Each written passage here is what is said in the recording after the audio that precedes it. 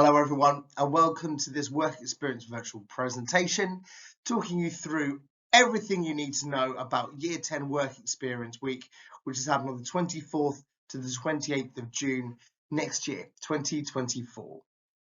So the aim of this presentation is to talk you through the whole work experience process, through the main aims why we do the week, and the dates, the forms of information that we'll need, as well as the support that we'll put in place.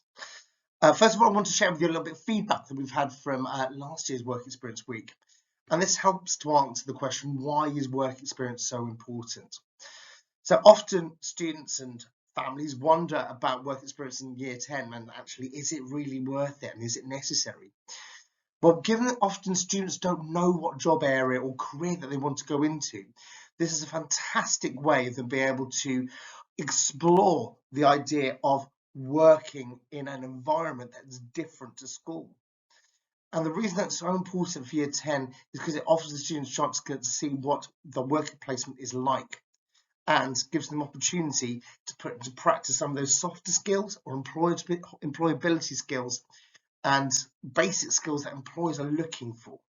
It's very difficult for them to show that sometimes in a school setting, whereas it really comes to life in a place of work. So on the right hand side, I've copied a little bit of feedback that students gave last year. So some learned how to use different machines, certainly learning how to use computer systems properly, as most jobs would require a basic level of computer literacy. Another student found it really helpful learning how to manage stress by going to different environments. And then other students learned how to use other specific machines specifically. So it actually provides skills to those students, not just specific skills for job areas. And of many of the students, it gave them a massive boost of self-esteem. That's so important by showing them how resilient they are and they can be, especially when they go into a completely different environment and actually be really successfully kind of a really successful week. So there are many positives and so many reasons why work experience is important for our Year 10 students. So here we have some of the key dates that you need to bear in mind. Now, starts now in November with this presentation, and students will be getting something very similar. And then following on from now, students will be able to start thinking about where they want to go and starting to contact employers. Now, to support all this as well, on the 6th and 7th of December, we're going to be holding mock interviews for every single Year 10 to attend. More details about that will follow. So there's no need to panic about that, but that's part of the process of getting them ready for that work experience week. Now, quite often, actually, they won't need to do an interview. But for those students who do need to do it, this is a great opportunity to have that practice. So what do students need to do and when do they need to do it by? Well, I guess students can start contacting employers from now. They don't have to do it straight away, but what I would say is if they really want to go somewhere specifically, some placements are only able to offer one placement and that's it. So if they're really desperate to go somewhere, I would urge them to try and get in contact with them sooner rather than later. In fact, I would try and do that to get it locked up and locked down as soon as possible. Now, in terms of how they get in contact with them, obviously kind of phone or email is a really good way, being able to reach out to those employers. Maybe encourage your young person to draft the email and maybe share it with you so you can sense check it, or maybe they want to draft what they want to say in that first telephone conversation. I might just take that little edge off a bit and give them a bit more confidence. Now, of course, it's important for them to make sure they've got some key information to hand. So the date, the 24th and 28th of June, is something they need to be able to know. If they can find out the name of a particular person that they can get hold of in that organisation or the employer, that's always a really good in as well. So it's important that they're as prepared as possible for all of that. Now, and possibly the best way that you can do this is through personal contact that you may have. Lots and lots of our students go and get a placement through a member of their family or a family friend. And that is absolutely fine. If the contacting involves lots of people that you know, then brilliant. If they are able to offer a placement that your young person is interested in and wants, fantastic. Now, in terms of health and safety, what we ask is that the employer provides us with confirmation that they have all the necessary insurances in place. Most employers tend to be in St Neots, and they already have a number of employees working for them. And all these employees are, of course, covered by this insurance. So a student on a placement then becomes an employee for matters of health and safety, and therefore is covered. But we obviously do want to know that there's relevant insurance in place. So on the placement form, and I'll talk to you a bit more about that in a second, there's a box to confirm that that insurance is in place. So you've got something lined up and the employers confirm that they can offer the student placement. It's at that point that we ask you, and not before please, that you as a parent or carer completes the placement form. So this is something that we ask you to do so we're able to gather all the information that we need about that placement. Please don't forward this forward onto the employer and ask them to complete it, because the form is written from your point of view as the parent or carer. And you need to put that information in, and right at the end, that basically gives your permission for the placement to go ahead. And obviously, the employer can't do that. So really, all you need to get from the employer is confirmation that they will take the student during that week. And then you just need to ask them that they have those insurances in place. Ideally, it will be helpful just to have the policy number, just so that we can be sure that there's a policy in place. If there are any problems with the employer and they say we're not happy to share that information with you, or for whatever reason, then you can just write that on the information form. There is a gap. Just type it in there and we can follow that up. So please don't wait for weeks and weeks and weeks and weeks. If the employer said they'll take the student, get on it, get that placement form completed as quickly as possible, and that gives us a bit more time to check placements if necessary. So this is what the placement form looks like. Okay, and there'll be a link that will take you through to this form from the letter, but also, as you'll see on there, there's a link to this presentation if you need any support from this as well. Like I said, we don't want students to fill it in, and we don't want the employer to fill it in. It acts as an approval that you're happy with the placement to go ahead. It's a basic form, probably take you about 5 minutes to complete. Everything's fairly straightforward. Name the student, the student's form, but also the company they're going to and the company person there as a contact detail with an email address. And a couple of basic questions that would be really helpful for the student, like, is there a dress code? Or are the employers going to get to tell us if there's fresh water available? And obviously that's important. And we just need to know the rough hours that the student will be working during that week. Again, that really helps us to know what the placement is secure and we're happy with it. It also means we can issue the student a reminder, because believe me, some students forget when it comes to June where on earth they are going, or if they've got a dress code, or if they need to take a packed lunch, etc. So there's just some quick questions, and again, the employer should be able to give that information really quickly and freely. So as soon as the placement's confirmed, we also complete this form, click submit, and then all of that will be shared with us. So what support can we offer? Well, as we've mentioned previously, we've got various different ways that we can support students in being able to get a placement.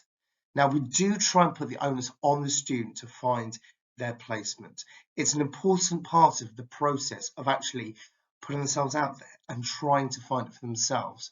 That's a crucial part of this whole experience. It's one thing if we just give it to them on a plate. Actually, when you're going out into the world of work and trying to find a job, you have to be proactive, and that's what we want our year 10s to be. However, Mrs. Jordan is a phenomenal resource in terms of being able to find and help and support students. And as work experience coordinator, she'll be on hand to help students if they need it to be able to find placements. And of course, we do want to be able to follow up and check that everything is in place for every single placement. So that means that we will be, if we haven't had contact with the employer before in previous work experience weeks, we will be checking up with them to make sure that they have all the health and safety in place. And also we're able to then relate any risk management to that if possible, if needed. So there's lots and lots going on. However, of course, I am also on hand as our form tutors and the Year 10 team to be able to help and support students through this. Initially, we would like students obviously to do as much as we can, but we are definitely here to help and support support if needed. So we've got the mock interviews about on the 6th and 7th of December, and they will be in the library. A separate communication will come out about those, but students will have the opportunity to prepare in advance for the questions that will be asked. And we've got live face-to-face employers coming in to hold those mock interviews with our Year 10 students. It's a great way that they are able to prepare for the world of work. Also, we have one-to-one careers advice sessions that we can offer to Year 10 students as well. If they think they would like one of those, please do email me and they can receive one of those, and that will help them in supporting potentially post 16, but also any other questions and advice they want to have around the world of careers. So here we go, frequently asked questions, and there's usually quite a few of them. So hopefully this will cover some of them. So I can't find a placement in the area that you wanted to be working in. Don't panic and don't worry. All placements are valuable, and that's really important to remember. If you don't want to work in a shop, but actually you want to go into something else, but you can only find a shop, that's fine, because actually the skills that you will develop from that will be phenomenal. And do not be put off by the fact that it won't necessarily be the thing that you want to do forever and ever and ever. Lots of people don't know what they want to do, and there's lots of ways around that. Okay, so I found a placement. What do I do next? So that's where you need to make sure that yourself as a parent or carer needs to be completely informed. So if you don't have any contacts where you could start with in terms of exploring opportunities, start with the job area or location search. Think about actually where can I get to. Transportation is often a feature that kind of like narrows the search kind of boundaries, really. If you need to get a bus, can you get a bus, or can you get transport to where you want to go? Can you work with your parents? Absolutely, as long as they are within a work setting, that's fine. And unfortunately, we can't offer any transportation costs and reimbursements. Now, occasionally, some people want to have 2 different placements and split their week across 2 different employers, and that is fine. Just let us know on the form. And how do I know if an employer can take a work experience? What if the risk is high? This risk ultimately sits with them and not you or the school. Okay, so it is up to the employer to know, and we will get in contact to check with that. And finally, what can you do? Just make sure they've got the basic information they need. Make sure that they're being proactive. Support them in being proactive. Once they've got a place, make sure that you're aware of anything that they need to know, like dress code, or if they need to take lunch, or what, if they need some money to buy lunch, how much they will need.